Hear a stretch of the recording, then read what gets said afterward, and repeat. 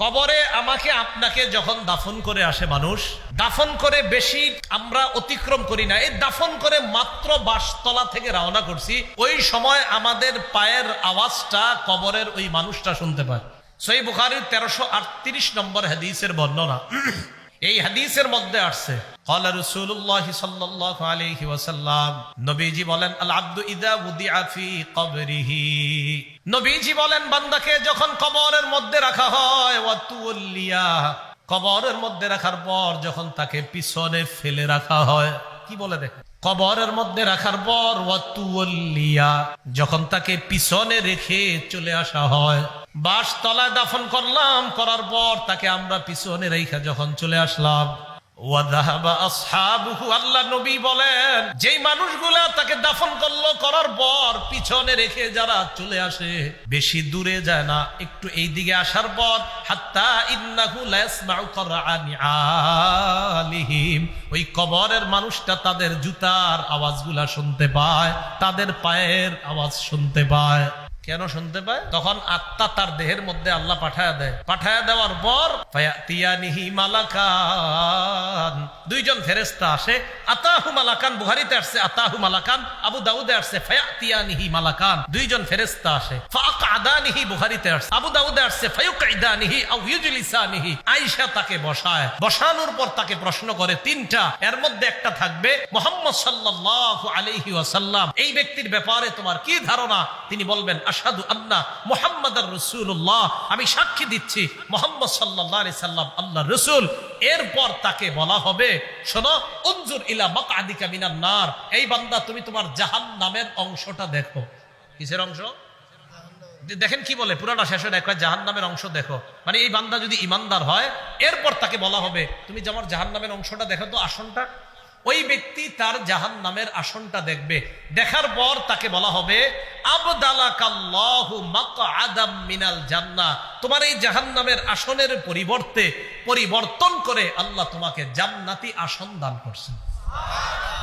তিন প্রশ্নের উত্তর যদি সঠিকভাবে দেওয়া হয়, তা আল্লাহ বলেন আলহাকুমুত তাকাসুর হাত্তা যুরতুমুল মাকাবির, কবর পর্যন্ত তোমাদের এই প্রতিযোগিতা চলতে থাকবে। পরে কি বলে দেখেন, কবরে রাখা হলো,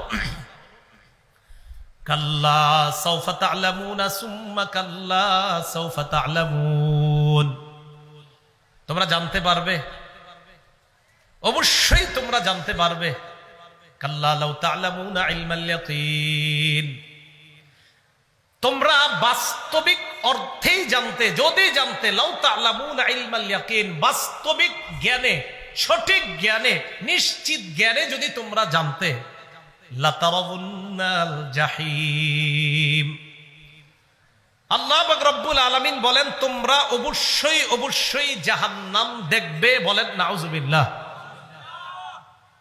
সুম্মা লাতারাবুন্নাহা আইনাল ইয়াকিন, পরে আল্লাহ আবার গুরুত্ব দেয়, শোনো, বাস্তবিক চোখেই জাহান্নাম দেখবা, বাস্তব চোখ দিয়ে তোমরা জাহান্নাম দেখবা। পরে কি বলে দেখেন, সুম্মা লাতুসআলুন্না ইয়াউমা ইযিন আনিন নাঈম, অতঃপর অবশ্যই অবশ্যই তোমাদেরকে নেয়ামত সম্পর্কে জিজ্ঞাসা করা হবে। বলেন কি সম্পর্কে? হাত, পা, কান সব এগুলো আমাদের নেয়ামত। মুসলিম শরীফের বর্ণনা 5208 নম্বর হাদিসের বর্ণনা, রাসূলুল্লাহ সাল্লাল্লাহু আলাইহি সাল্লাম, আবু হুরায়রা রাদিয়াল্লাহু তাআলা আনহুর বর্ণনা, রাসূলুল্লাহ সাল্লাল্লাহু আলাইহি সাল্লাম একদিন বাসা থেকে বের হলেন। মন দিয়ে শুনেন কখন বের হয়েছে, হাদিসে আসছে খরাজা রাসূলুল্লাহ সাল্লাল্লাহু আলাইহি ওয়াসাল্লাম যাতা ইয়াউমিন আও যাতা লাইলা, নবীজি একদিন দিনের বেলা অথবা রাতের বেলা ঘর থেকে বের হয়েছে। হাদিস দ্বারা বোঝা যায় দিনের এমন সময়ে বের হয়েছে অথবা রাতের এমন সময়ে বের হয়েছে যেই সময় সাধারণত মানুষ ঘর থেকে বের হয় না। কথার কথা, দুপুর 2টা, 2:30, 3টা সাধারণত ব্যবসায়ীরাও খানা খাইতে যায়, রিক্সা চালক রিক্সাটা রাইখা খানা খায়, ওই টাইমগুলাতে মানুষ সাধারণত, আর এই গরমে তো বের হয় না এই টাইমগুলা। তাহলে কি বুঝলাম আমরা, নবীজি দিনের বেলা যদি বের হয়ে থাকে এমন একটা সময় বের হয়েছে যেই সময় সাধারণত বের হওয়ার কথা না, অথবা রাতের এমন একটা সময়ে ঘর থেকে বের হয়েছেন যেই সময় বের হওয়ার কথা না। একটু মন দিয়ে শুনে না, কেন বের হয়েছে জানেন? আবু হুরায়রা রাদিয়াল্লাহু তাআলা আনহু বলেন, ফাইদা হুয়া বিআবি বকরিন ওয়া উমর, আল্লাহর নবী তাকায় দেখে আবু বকর ওমর বসা। নবীজি প্রশ্ন করলেন, মা আখরাজাকুমা ফি হাদিহিস সাআ, এই সময় কোন জিনিস তোমাদেরকে ঘর থেকে বের করলো, কেন এই সময় তোমরা ঘর থেকে বের হলা? সাহাবা দুইজন জবাব দেয়, ইয়া রাসূলুল্লাহ, ক্বালাল জুউ ইয়া রাসূলুল্লাহ, হুজুর ক্ষুধার কারণে ঘর থেকে বের হইছি। ক্ষুধার যন্ত্রণায় ঘর থেকে বের হইছি। ক্ষুধার যন্ত্রণায় বের হইছো? কয় হ্যাঁ। এবার নবীজি যে জবাবটা দেয় দেখেন কি বলে। নবীজি বলে, তোমরা ক্ষুধার কারণে বের হইছো? কয় হ্যাঁ।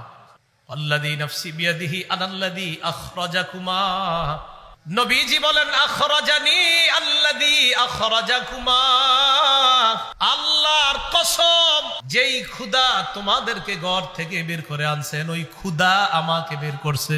তোমরা ক্ষুধার যন্ত্রণায় এই জায়গায় বসা, আমিও ক্ষুধার কারণে এই সময় এই জায়গায় আসলাম। নবীজি বললেন কুমু, চলো আমার সাথে ওঠো। ফাকামু মাহু, আল্লাহ নবীর সাথে সাহাবী দুইজন রওনা করলেন। ফাআতা রাজুলাম মিনাল আনসার, এক আনসারীর কাছে গেলেন। যাওয়ার পর ওয়ালাইসা ফি বাইতিহি, আনসারী সাহাবী বাড়িতে নাই।